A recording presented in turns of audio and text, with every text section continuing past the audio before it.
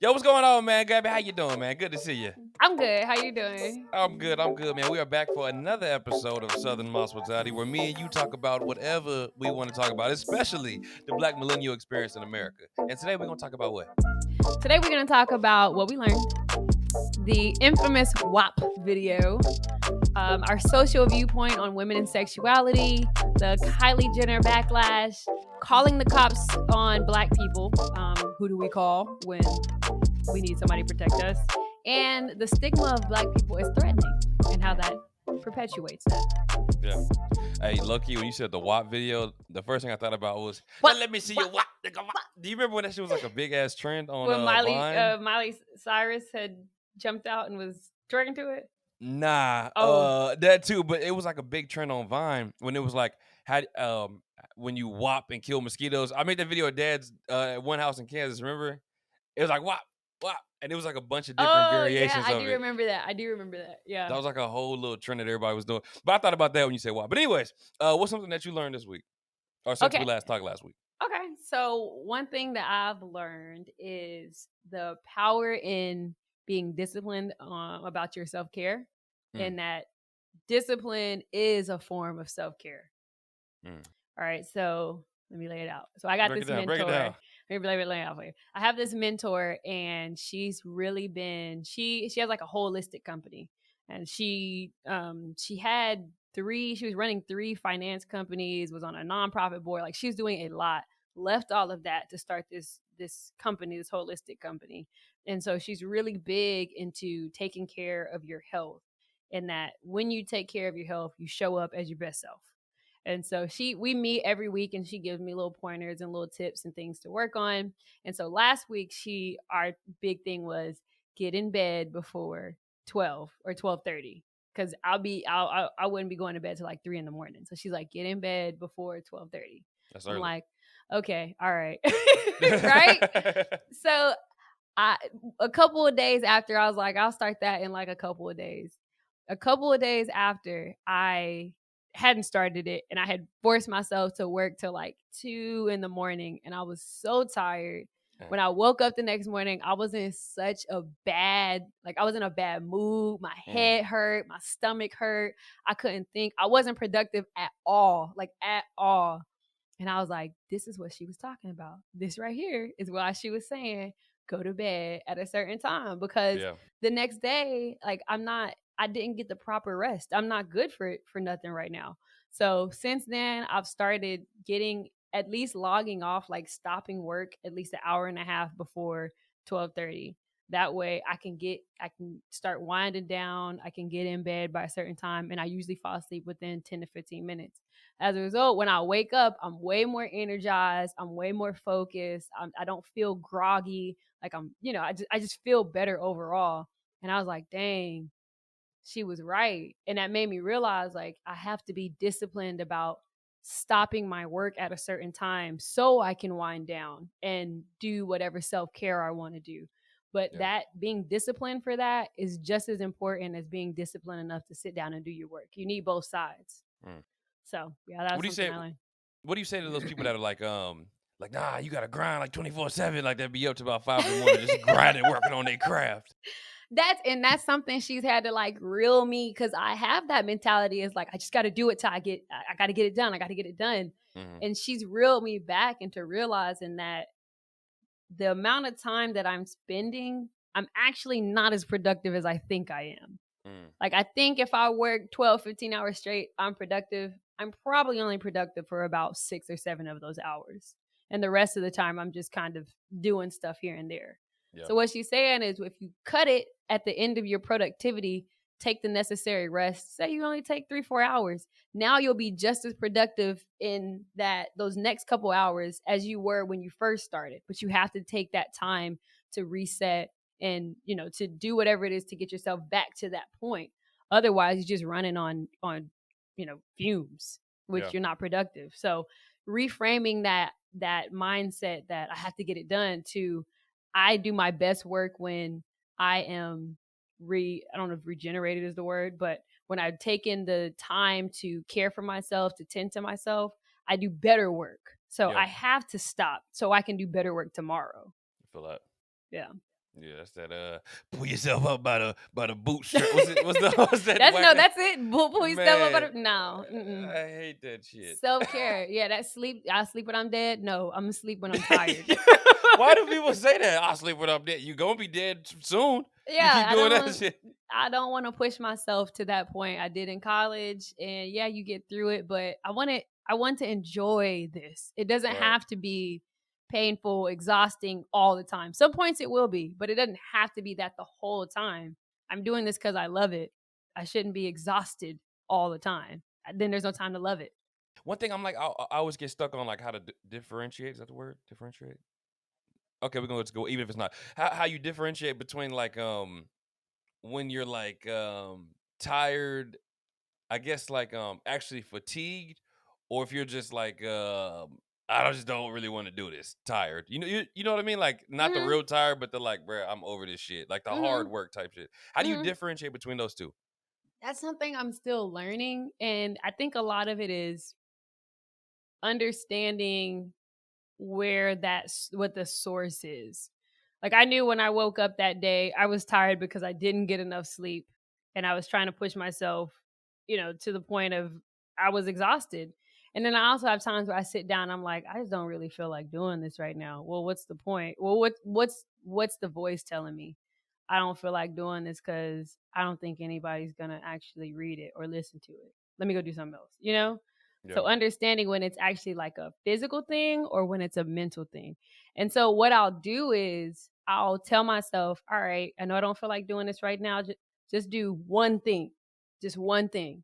And it'll usually be the easiest thing too. Like just download and fill out one checklist. That's it. Just the very minimum. And if after I get done I still don't feel like doing it, I'll switch to something else. But a lot of times I'll find is once I get in the groove, then I'm like, all right, let me go ahead and knock this out too. Let me go ahead and knock this out too. But just telling myself, because when I look at my list, I mean, this is my list. When I look at that, I'm like, let me just do one. Let me just do one thing. Yeah. Yeah. And once I start doing one thing, it's like, okay, I could do a little bit more. I could do a little bit more. And when I get to a stopping point, I'm like, all right, I'm done. And you look back, you done did about 20 different things. Oh, exactly. Okay, got it. Yeah. Okay. So what about you? What did you learn or unlearn? So I recently learned that August 7th to August, well, I pull it up, is basically it's Black Restaurant Week. And I just wanted to highlight a couple different ones that I have found. Some of them I've gone to, some of them I haven't. So, Black Restaurant Week. What is it? A restaurant week a week where we highlight Black restaurants. And I don't know if it's in LA or if it's all around, but these are just spots in LA that I've recently found out about. So we got Sky Gourmet's Tacos. They got some good looking Southern tacos. It's on Pico Boulevard. I don't know where at, but somewhere in Los Angeles. You got What a Pickle. It looked like different colored pickles. Look a little crazy, but it's in Long Beach. Jerk's Mother's Creations, Caribbean. I'm guessing it's Jamaican. That shit look good. I know that bust. Man, and then this is my favorite place. Sweet Blessings by Siler. I knew you could Soul say that. food. Hey, that chicken right there is fire. You got My Father's Barbecue spot in Carson. Plata Hue, West Rancho Dominguez. It's a vegetarian for all the vegans, vegetarians out there who don't feel like they've ever been represented. You got Camille's Culinary Creations. It's a barbecue spot in Burbank. Black House, NoHo, obviously is in NoHo. Southern, they got chicken and waffles. Look good as hell. Could be wrong, but I don't think I am. Numad. What's how you spell it? Numaade. I thought it was Nomad, but I don't know if that's Nomad. Basically, it's a black deli. It's a cafe. They got good stuff. The Wood Urban Kitchen Barbecue is in Inglewood. It's in Inglewood, so you know that's fire. And then you got a couple different Buffalo Wild Wings that are black owned. One in Los Angeles, two in Los Angeles. One's off of Crenshaw Boulevard. One's off of Wilshire Boulevard.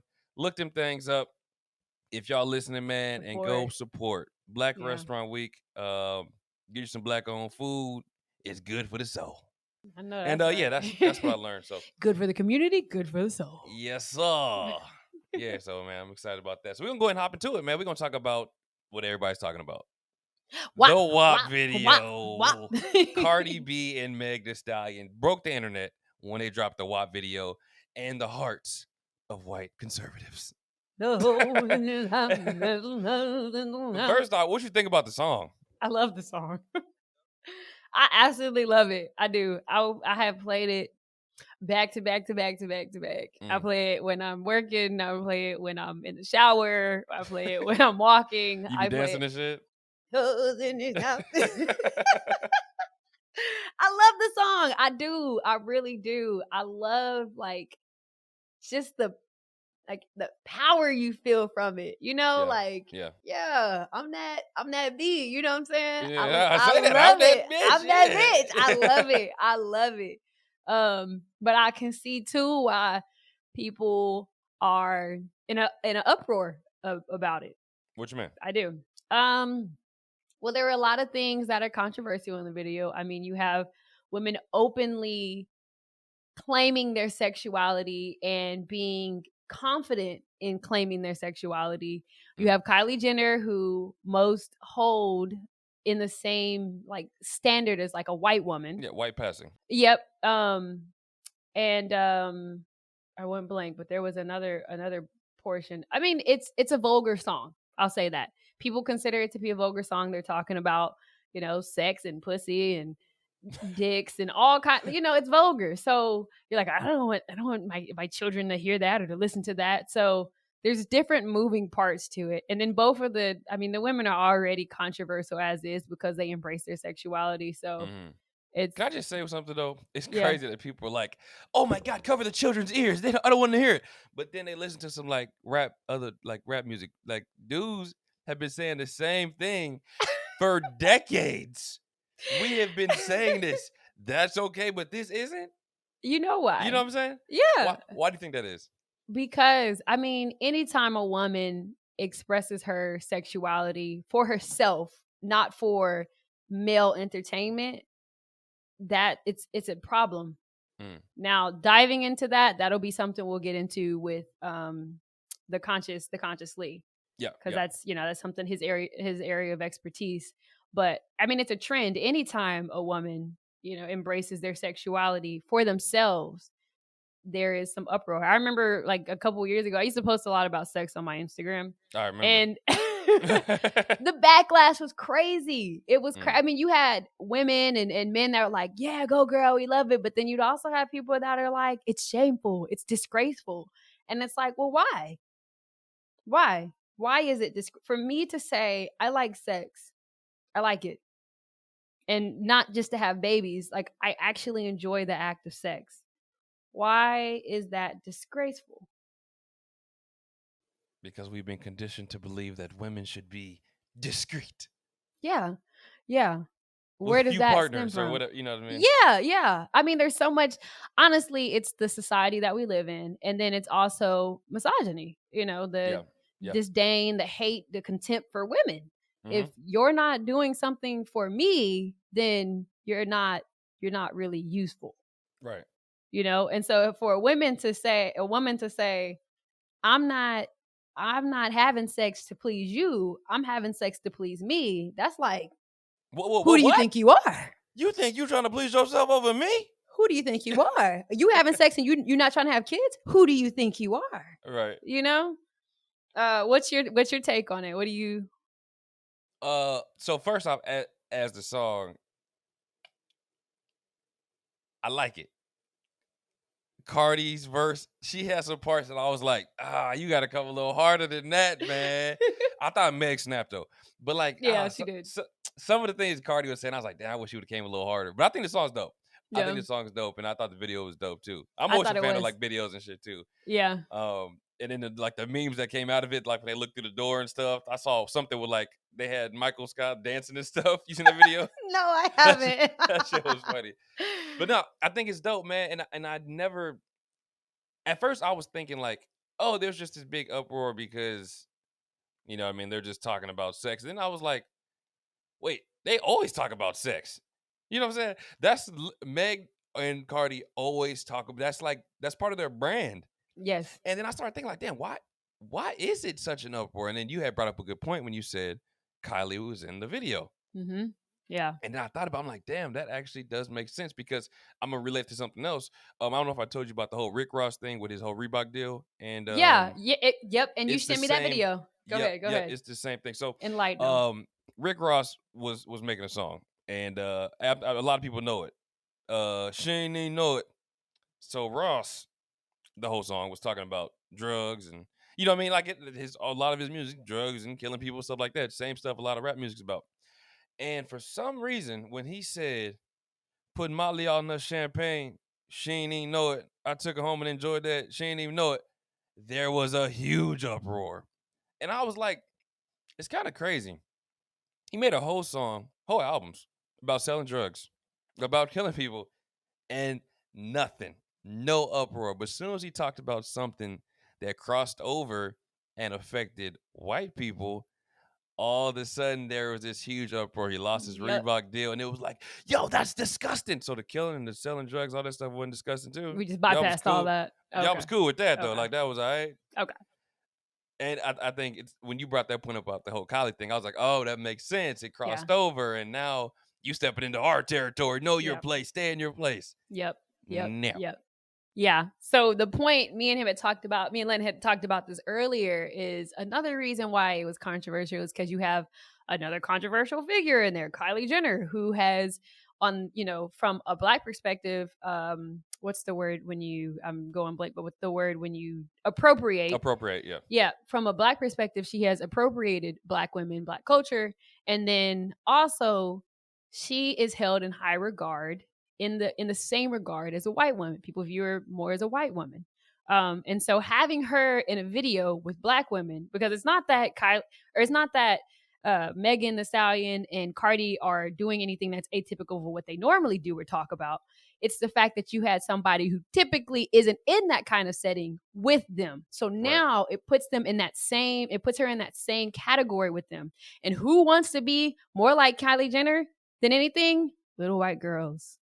Little white girls want to be like Kylie Jenner. If little white girls see Kylie Jenner doing stuff that most society mainly thinks that of black women, hypersexuality, all of that, now these little white girls are going to want to be hypersexual like black girls, or like what society perceives black girls to be. Right. You know what I'm saying? So that now it's like the white community is like, oh my God, this is terrible. This is hypersexual. This is da da da da.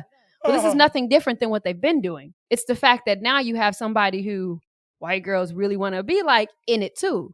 Mm-hmm. Now we're starting to feel, the same music that's been being pushed to black women. Now it's like, oh my gosh, this is a problem. Yeah. Yeah. All right. I saw another uproar too that was like on the opposite side of that. So I saw a lot of people. I think I saw it on the Shade Room too. They might have posted it. It could be wrong though. But people were like, "Why Kylie?" You know what I'm saying? It was like y'all couldn't use nobody else. They was talking about Niecy Nash. Like y'all should have used Niecy Nash. Who, by the way, Niecy Nash. Tear it up, Niecy. It's crazy. I think I had like matched with her niece. I think one time on I think it was Hinge or something. Oh boy. And I was like, you hella look like Niecy Nash. And she was like, yeah, that's my auntie. And I was like, oh. Or it might have been cousin. It was something. But I was just like, she looked just like her. It was kind of crazy. But anyways, they was like Niecy Nash, I seen Sweetie, and I forgot who the other two people. Jordan Woods. They was like, why didn't y'all use them instead of Kylie? And I mean, people were like, it was a little backlash about that. And I don't know. I don't know. I don't know how I felt about that. I was kind of like, yeah, they could have definitely. But then I don't know. What's your opinion on that? Honestly, from a marketing standpoint, I think it's genius to use Kylie. Oh yeah. I mean, anything she puts out, people are going to pay attention to. So, from a marketing standpoint, if they wanted to push that song even further, having a 5-second cameo of Kylie probably pushed it to another couple million people. Yeah. Just from her being in there. Mm-hmm. Yeah. So, from a marketing standpoint, I'm like, well played. And then as a black woman, I understand why other black women would be like, why wouldn't you put another black woman in here? Yeah. So I get both sides. It's crazy the power that family has. It's actually insane. Like it's actually Kris Jenner insane. is a marketing genius. She is a marketing genius. How you feel about her? Just okay, two things. How you feel about her? One, in terms of marketing, and then also how do you feel about her in terms of as a mother? As well, I guess as a mother, as a Oh, person. okay. I don't know too much about her like personal because I don't really get too wrapped up in the Kardashians. I do know that what she's been able to do for all of her, her family, with no like, I don't want to say no talent, but just being able to really push their story so that people care about it. To me, that's genius. So, as a marketer, amazing. Anything else, I don't too much get into her personal life because hey, what's working for you is working for you. If you are comfortable with that and can live with that, that's on you. My opinions are relevant. Yeah, it's crazy that like no matter if you follow them or not, you know about them and what they're doing. Powerful. Like I'd be sitting there and you like, oh, Kylie pregnant. Oh, how the hell I just know that? You know what I'm saying? Like, what the hell? Like it's just, bro. Yeah. You always know about that family. They have like, honestly, they might be some of the most influential people in the world. I don't know too many like people outside of like the people we know. You know what I'm saying? So there might be someone else that's maybe more influential. I don't know, but I know they're up there. Yeah, they are very, very influential, and that's why them putting her in the video is like kudos from a marketing perspective. I mean, that's a power move, you know. And then it also, gets the conversation going about multiple things. Just as we're sitting here having this conversation about women and sexuality and Black culture, appropriation, all of that, it gets the conversation going. So regardless if you like the song or not, it's still causing you to think about things outside of the music, not just the lyrics themselves, but like what are these women teaching? That just made me think.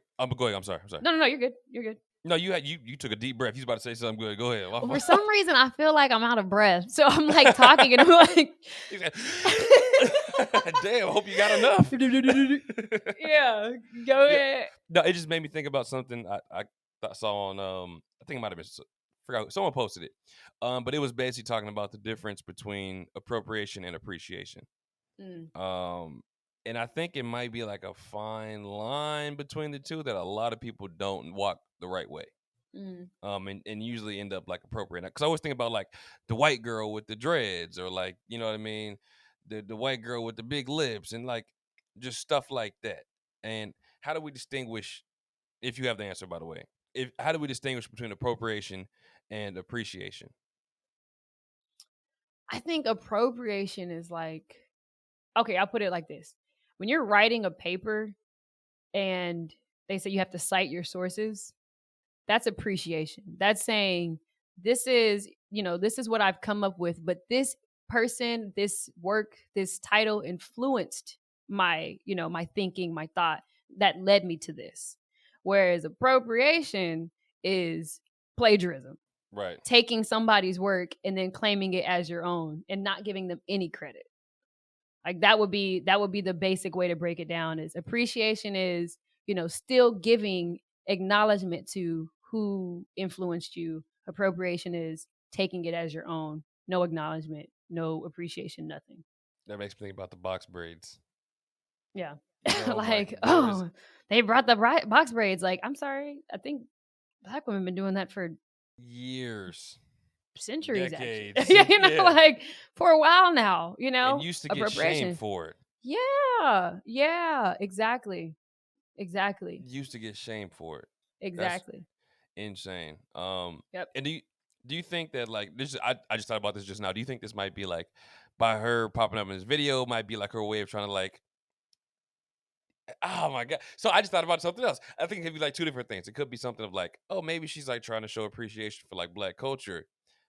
Or the flip side, trying to benefit off of it. Hey, I'm around y'all, so I can do it. You know what I'm saying? You think it'd be like that too? Ooh, that's a tough one. It could go either way. It really could. Yeah, like, let me use my platform to bring more, exposure to this. or let me get more exposure from this.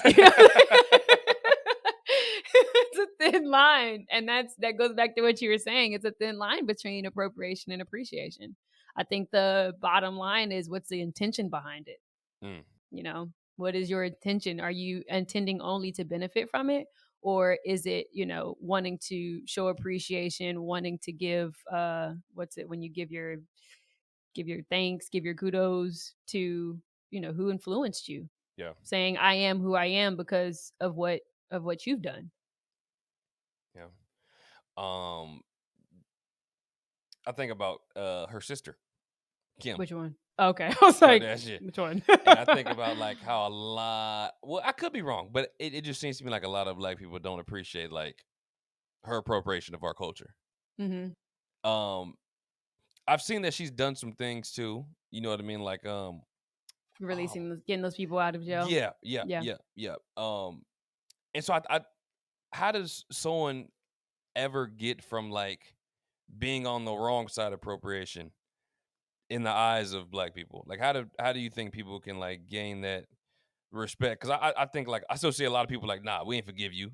You know what I'm saying? Yeah. Don't think that's all you gotta do. Yeah, even I'm like, shit, I still kind of feel the type of way about it. But like, how do we transition our way of thinking? If someone is genuinely like their intention is to genuinely show appreciation, you know what I mean? How do we transition over to like, okay, maybe they all right?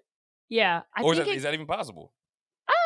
I think it's possible. I think it goes I think what it goes back to is establishing trust, right? Because the gist is, I don't trust you because you used me. Why should I trust that you're not using me again? Yeah. Right. So I think with that, and trust is very hard to rebuild when it's been broken, but it's not impossible. It just takes like this. I think her name is Brene Brown, and it's like this marble. She uses like this jar of marbles kind of analogy. It's like putting every marble is kind of like a check into the bank. Making small deposits. Right, exactly. Perfect. And doing that over time, the trust will rebuild itself. But it's not you put a huge deposit in it and think, oh, that's all you got to do. No, it's the small things, day in, day out, not expecting anything in return, just putting the deposits in there. And then over time, people will decide on their own if they feel like they're ready to trust you. But it's not something that one action will do. It's repeated actions, repeated genuine actions, time and time and time again. So it's a long-term effort. It's not something that takes, 2 or 3 days to fix. Well, I think it's crazy that it'll take one action to fuck it up. Yeah. All them deposits, one thing will make the withdrawal of the whole account. Yep. You know what I'm saying? Like overdraws, overdraft fees and everything. Like, oh no, hell no, you can't touch that mother. Like, yeah, that shit blows my mind. And so I think this is something why we have such distrust with the police. Yes. Because this is something that they've constantly been withdrawn from our account. Yeah. Constantly. Actually, at this point, it's overdrawn. Oh, yeah, that's what I'm saying. We're like thousands of dollars in overdraft fees. They in debt. You know what I'm saying? Like, and it's been a thing that they in debt and they keep making withdrawals still. Yes. Like recently I saw this thing about these, it was in Santa Clarita, which is crazy because that's like 30 minutes from me. Mm-hmm. It was these dudes, these three kids. I guess this homeless man, he had a knife and he was trying to attack them. And so this woman, she called the police and she was like, hey, there's a homeless guy attacking these 3 teens. Like, can you all come help? The video starts, these dudes got an AR-15. One's on the other side of the car with a pistol aiming at the 3 teens that are the victims. The ones that were being attacked, the police are aiming downside at. And the people are literally like, yo, these are the dudes that were being attacked. And the police was like, back up, back up, back up. And it's like, who are we supposed to call when we're in trouble? Because me or someone calling you could end up you ending my life. Yeah. Like, you're supposed to protect me and I'm the enemy? Yeah. How does that happen? You know what I'm saying? So who do we call whenever we're in these positions? I don't know. I don't know, because sometimes that could be, calling the cops could be worse than the actual situation itself. Yep. Which is scary. Man, I can't imagine how traumatizing that was. And they got arrested too.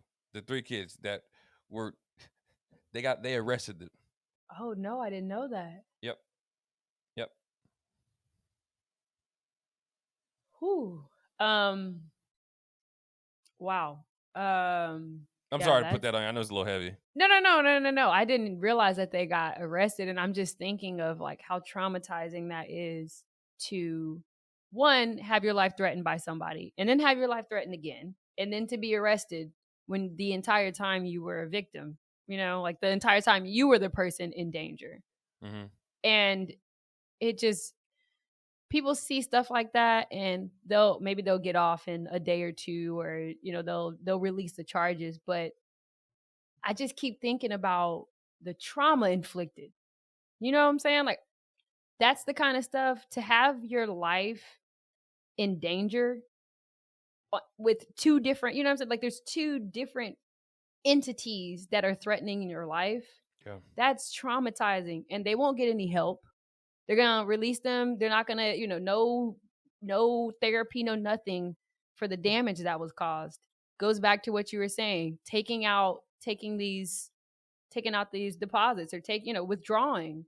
There's, for Black people as a collective, even if it didn't happen to us directly, seeing that still takes out. Yep, from our trust fund. It's still taking out. I didn't have to see it. All I had to see was it was a Black person who was not wrong, who was clearly not wrong, and they ended up being the ones that being arrested. That could happen to me. There's nothing separating me and that person aside from I wasn't in that situation. That was it. That's it. But it could be me. And collectively, it's like that trauma that we're seeing and that we're experiencing collectively, that is what is causing those. Y'all are taking and not doing anything to deposit. I don't give a damn about you kneeling with me. I'm sorry, I don't. About you playing football with some kids. I don't. This performative stuff, I don't care about that. That's not helping at all. It's performative. That's what it is. But let's get to the root of it. Let's get to the trauma that's been caused. You know what I'm saying? Like, that doesn't happen as often to white people because there's repercussions. A lot of times they know somebody that knows somebody. Now it's a problem. You know what I'm saying? But with us, it's like we're in this position where we get abused and somebody says, if they say sorry, and that's it. Deal with it on your own. I just went on a rant because that pissed me off. But no, it's all good, man. Let that shit out, dude. That pissed me off. It just blows my mind, man. Like, have you ever had any run-ins with cops or anything like that? That one time I got like 5 tickets. What? I never told you about that. I was on my way to Gulfstream. Hell no. Nah. It might have been 6. So I was on my way. Granted, I mean, I wasn't doing right. I had renewed. So it was when I had my old car. The old car belonged to Mom. The title was in her name. Everything was in her name. She registered it in North Carolina, but was living in Maryland. Military. So it's messy, right? Right. And so I have the car. I can't get the tags renewed because I live in Georgia. The car belongs to Mom. The car is registered in North Carolina. Mom lives in Maryland. Right. So I had, forgotten about it for like a couple of months. I'm not going to lie. And I had recently moved. So my driver's license had a different address on it, but I was living in apartments that Gulfstream had provided. So I was living like in corporate housing. Didn't have the address on my ID card. There was another thing. So basically I got tickets for my license not being up to date, my registration not being up to date. I didn't have my insurance in the car, but I had it on my phone. So I got a ticket for that. I got a ticket for not having the correct address on my driver's license, even though I told him I was a student and that I was living in corporate housing. I got a ticket for speeding, of course. And then there was another ticket. I can't remember what it was for, but I know it was 5. And I was so pissed. And I mean, I had to get out the car. He was like searching my car and stuff. And when he ran the tags, because they were expired, they said it belonged to a green, I don't know, Malibu in North Carolina. And I was like, well, it's, I had showed him the expired registration from the year prior and was like, well, it's my car. It's just my mom's name on it. I explained everything. And finally he was like, I'm just going to stop looking because I feel like if I do, I'm going to find something. And then just wrote me my 5 tickets. Yeah, wrote me my 5 tickets and then went on. And going back through it, like some months later, I realized if he had just taken my registration from my phone, it would have checked out that everything belonged to me and to mom. Fortunately, though, here's the flip side. And the reason why we need Black people in these types of positions is when I went to court, the judge was a Black woman. And I had all my documents proving I was a student, proving I was living in housing, proving that the car belonged to my mom, proving everything. Right. I didn't even show it to her. All I said was, she read off all the things. I said, I'm an intern at Gulfstream. She said, are you a student? I said, yes. And she said, okay, I'm going to wipe everything. Just pay the ticket. Just pay the speeding ticket. And that was it. That's and crazy. That was, 5 tickets. I mean, I was looking at like thousands of dollars that I would have had to pay for those. But yeah, she was like, just pay the ticket. You know stuff I think about though? Like, what if some people, like, let's say, how far was the courthouse from you? 30 minutes. Okay. Let's say someone doesn't have the money to get they don't have a car. They don't have money for transportation. Yep. You know what I'm saying? That shit right there is exactly what leads to people, dumb shit that leads to people getting like into the system. It's because they can't, maybe they don't have the finances where they can get to the courthouse or something like that. Like all that shit could have been avoided if you just looked at your stuff. Yep. And that same stuff is the reason, like, even when people get like arrested on like petty crimes and stuff like that, they sometimes don't have the money to like pay the bill and whatever. So now they're stuck in court. They're stuck in the system. They take the plea deal because it sounds better than them, you know what I'm saying, going to trial for something they know that they're innocent for. Yep. And then the lawyers, they get off because, I mean, you gotta deal. So that's what they're not really thinking about the well-being of this person. They're thinking more about, how can I get a win from this? Which is why I say we need more people, more Black people in these positions. Yeah. Because I just think about, like, what if I would have got somebody who wasn't as empathetic to my situation? Mm-hmm. You know what I'm saying? Like, I didn't have to show anything. She was just like, you a student? All right. But you also, I completely forgot about this. I was in Georgia visiting you remember when my car was parked across the street at that little lot in front of you? I had the red, I think it was a red Camry. Yeah. Do you remember that? I completely forgot about that until you were talking about that just now. And they ran my tags and they said that I guess the place where I bought the car from, they didn't transfer my information over. So they said that my car was stolen. Do you remember that? Yeah, I do remember that. I do remember that. I don't remember what happened. Like, I don't remember. I don't know why. It's like it's blank in my head. Because we were scared. What happened? I cannot remember what happened. How we got rid of the car? Yeah. So we couldn't move it, right? Because it wasn't our car. They had to come get it. So I had a lady, and there was like boots on it. Oh, that's right. They said we couldn't move the car because they said the person who I bought the car from had to come get the car. Right. Yeah. So and then it was in a parking lot that you had to pay for it. So we were paying like $10 a day for it. Yeah. And actually it was $10 plus $70 every day. So it was like $80 a day, and it had gotten up to like $1,400. And I just so happened to run into a lady that used to work for one of the boot companies and still had the key. And so I paid her $100 to get the boots off. And then you had the people come tow it the next day. I don't know if that's legal.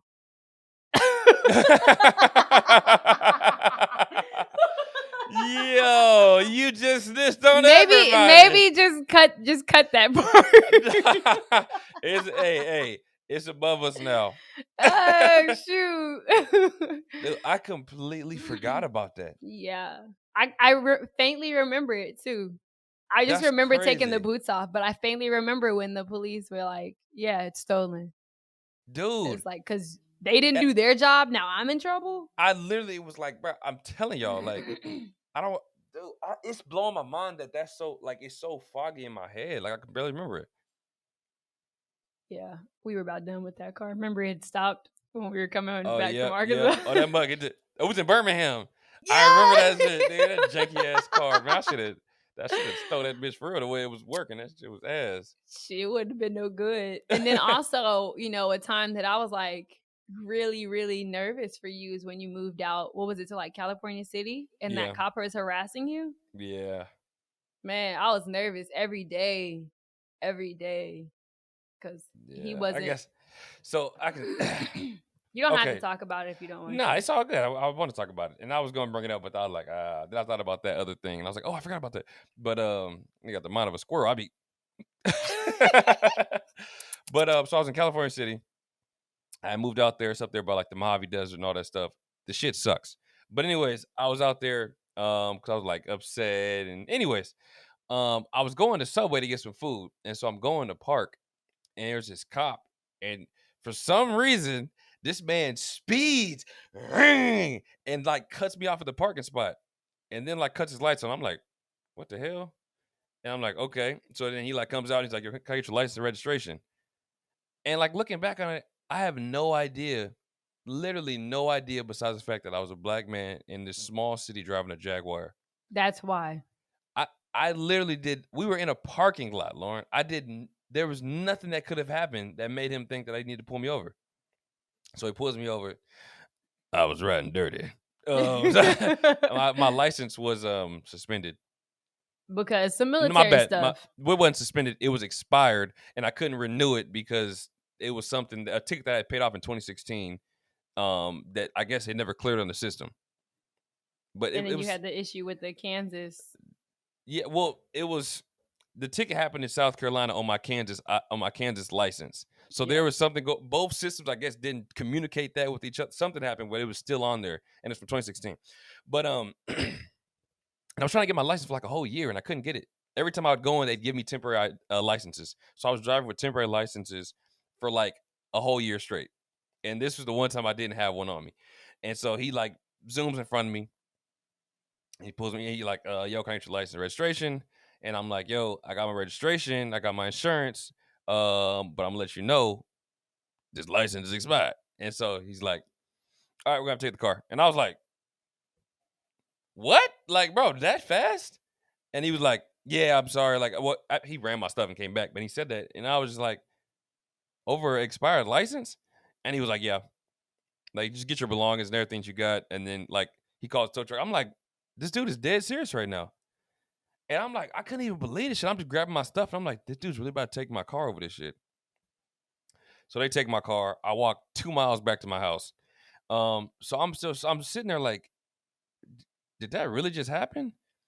Oh, my bad. No. First, talk to the guy at the dude that was towing the car, cool ass dude, and he was like, "Yeah, man, it's messed up, man. I wish I could help, but like, if you just go down to the yard, you can just pay it, whatever, and get your car back." I'm like, "All right, cool." They took it to the place, so I wait till the next day. Then I go out there, and it's on like the police yard, and He did that on purpose. yeah. So if you have a suspended license or expired license or an expired registration, they can hold your car for up to 30 days before you can get it out. But they don't tell you that though each one of those 30 days you have to pay for. And I'm like, okay, so I'm Googling all this stuff. I'm looking up all this stuff. I'm Googling, boom, boom, boom. What can I do with my cars, blah, blah, blah. And it's like you can go in for like a hearing. If you go into like I don't know if it's like the police chief, but someone you talk to and you can have a hearing. So I go up in there. I said it. I call him, yo, I'm here about the Jaguar, blah, blah. I shouldn't have said that shit. But so I set my police hearing the next day. It's like 10 o'clock. I go up there. I'm waiting up there from like 9:30. 10 o'clock passes. Nobody's helped me. 10:20. Nobody's helped me. 10:30. Nobody's helped me. And then it was like 10:45. I finally walk up. I'm like, hey, I'm here for like my hearing. And he's like, oh, the dude who's you're supposed to have with the police officer, he's not in right now. So then 11 o'clock, an hour after we were supposed to have it, he finally comes in. We start, he's like doing this little bullshit, whatever. And I'm like, hey, I'm here for the hearing about the Jaguar. And he was like, oh, yeah, you can't get that back. And I'm like, I'm supposed to be here. I'm supposed to have a hearing. He was like, oh, yeah, you just did. I'm like, what? I'm like, so I can't get it back. He was like, no. And went back just doing his work and stuff. And I'm sitting there like, yo, these dudes are dead serious right now. Like, it was just so mind-blowing how they just didn't give two shits about anything that I was doing or I was saying. At all. At all. At all. So then I go back home. I'm chilling and stuff. I'm chilling. The next day, I'm like walking the dogs, and a police car is just sitting right by my house. And I'm like, did I tell you about this? Yeah. And I'm like, what the hell? And so I'm talking to my neighbor. I'm like, hey, are the cops ever over here? He was like, nah. Like, nah, they don't never come over here. Here, got your address. Yeah, 100%. So he's just sitting by my house for like 2 straight days. Like, I just come by, drive around. That's literally harassment. It is literally harassment. So then, like a week later, the closest store was this little janky ass, like, it wasn't a 7-Eleven, but it was like a little convenience store. And it was like a mile and a half, bro. So I had to walk far as shit. So I'm walking. I see the same cop. He's pulled over a black family. There's a little girl in the back seat.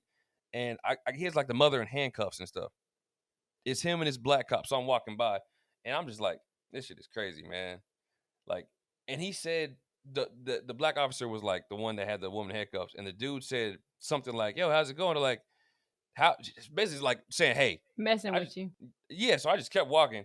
And he was like, talk to his partner. He was like, don't you just love when you say hey and the person doesn't say a fucking thing? I'm like, bro, what is your problem? And that was the last time. After that happened, I was like, you know what? I'm moving back to LA like today. Yeah. I started looking up, and next week I was back in LA. I Doing my thing. I'm back. was so nervous for you, man. Oh, I remember when you told me that, when you were like, they have this couple pulled over. I was like, dude, and looking back, it's such a dilemma because it's like, you know, make sure they're good, but also like make sure you're good. Yeah. You don't know what type of time this man is on. You do not know. But we know one thing. He got ego problems. Hell and yeah. he ready to show. I mean, he ready to show out. Yeah, that story still makes me angry. Like even after hearing it. Yeah, man, that shit. I think the price to get my car out after the 30 days was like well, let me not act like I was behind on payments too. So I had made a payment about 5 months. At that point, I was like, hey, they ain't charging me shit. I'm gonna keep on driving this bitch. They got it. They took it. But if he ain't pulled me over, I still had it, bitch. It was probably a blessing in disguise. Yeah, them damn monthly payments was insane. I'm actually happy that they got that off my hands, even though I ain't gonna lie to you. That's definitely like when I worked at CarMax.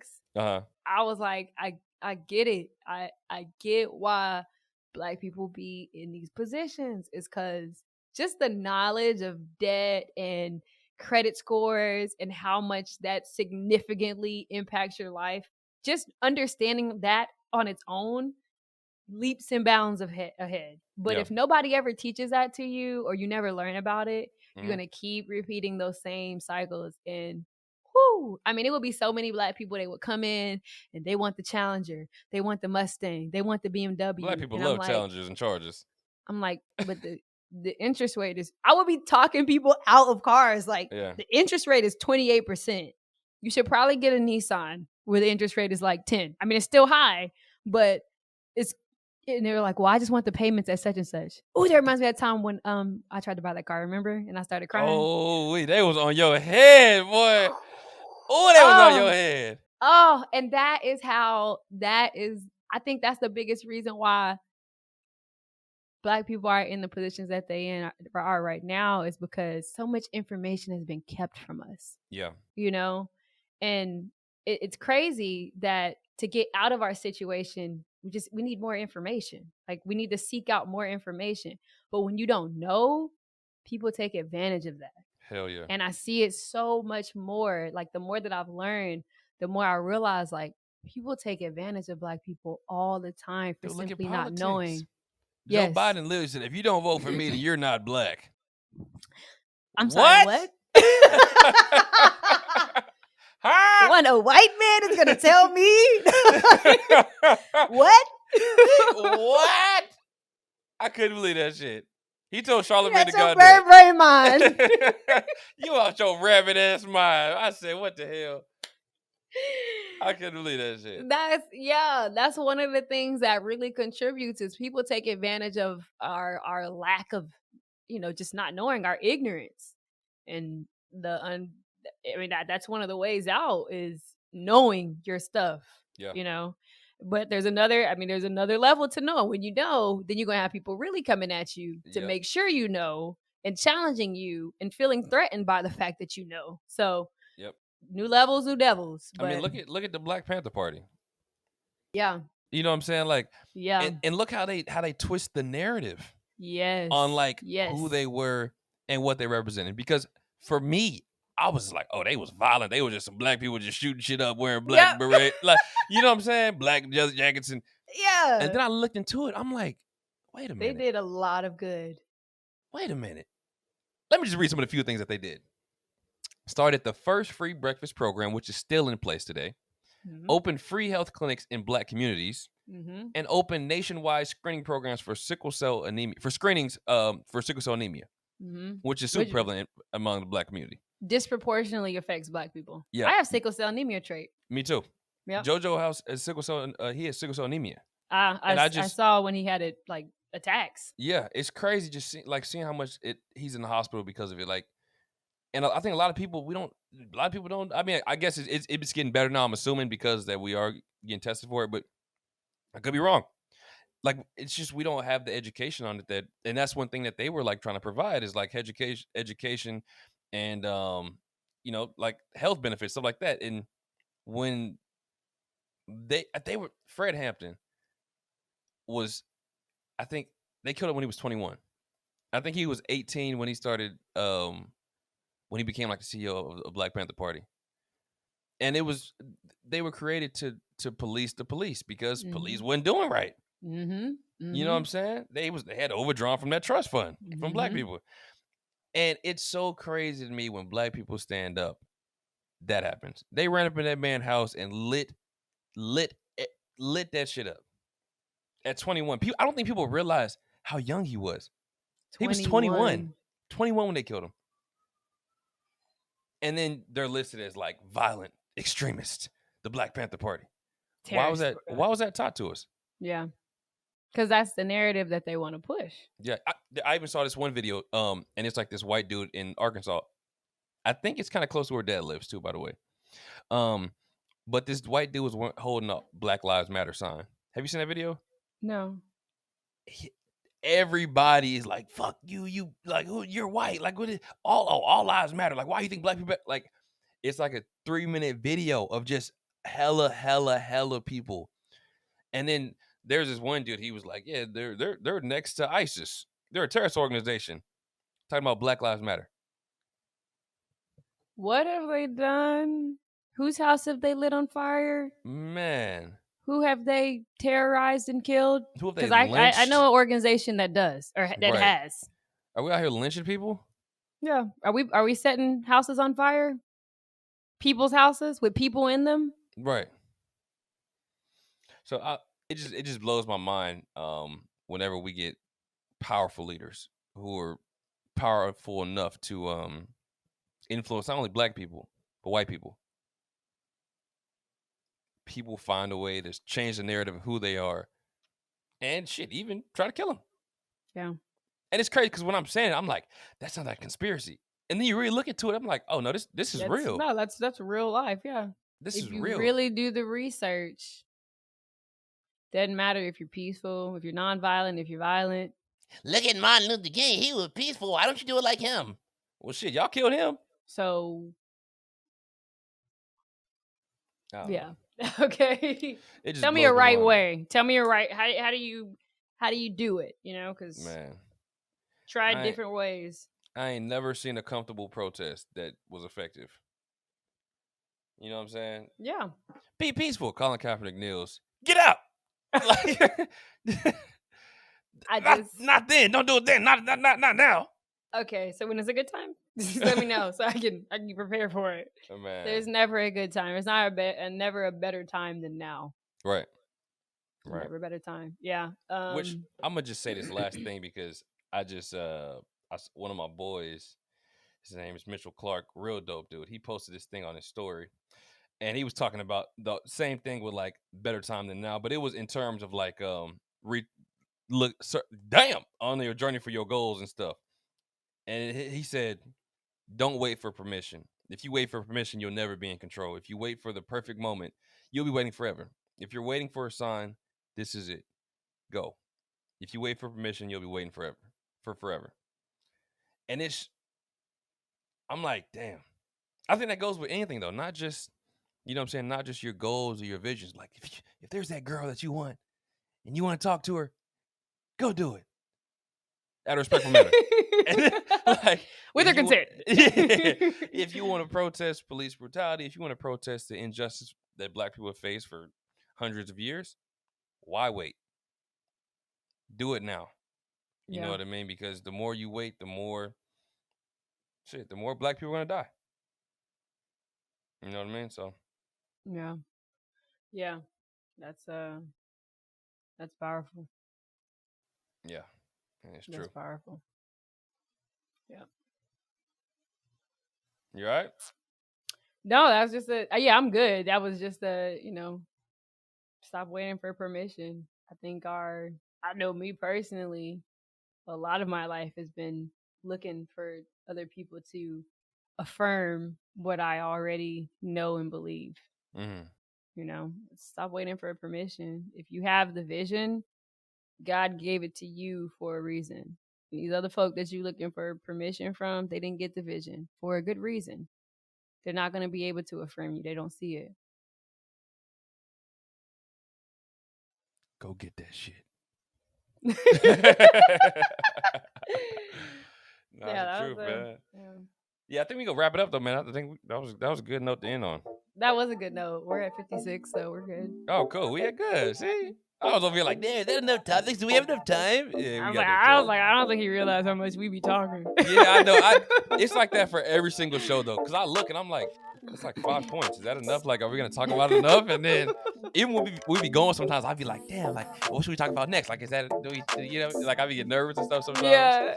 But nah, it always works out. I was like, I know we have enough topics. Okay. Put them on there, make them feel. If that puts you at ease, we can put it on there. Because I mean, worst case scenario, we run out of topics, and then it's like, ain't you glad we had the list? That's my biggest fear is we just be talking one day, and it's like, that's it. That's all we got. We had like 16 minutes. It was like that. What we do now? I be getting scared, man.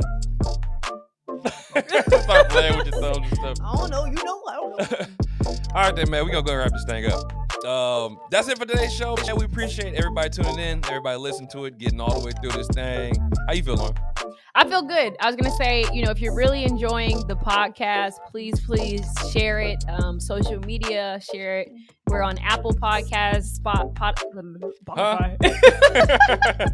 We're on Apple Podcasts, Spotify, and YouTube. So there's multiple platforms to share it. Please go on Apple and review if you liked it. The better your reviews are, the more Apple pushes it to more people. Give us 5 stars, man. We need it. Yeah. So thank you guys so much for listening. We always appreciate it. Yeah. So we gonna wrap this thing up. And also next week we got George Lee, aka the Conscious Lee. This dude knows his shit. If you haven't followed him on Instagram, make sure y'all do it, man. It's gonna be a great show. We're looking forward to it. And any last words before I sign this thing out? I will sign out. All right, man. Well, I'm Landon Moss. And I'm Gabby Moss. And we are out.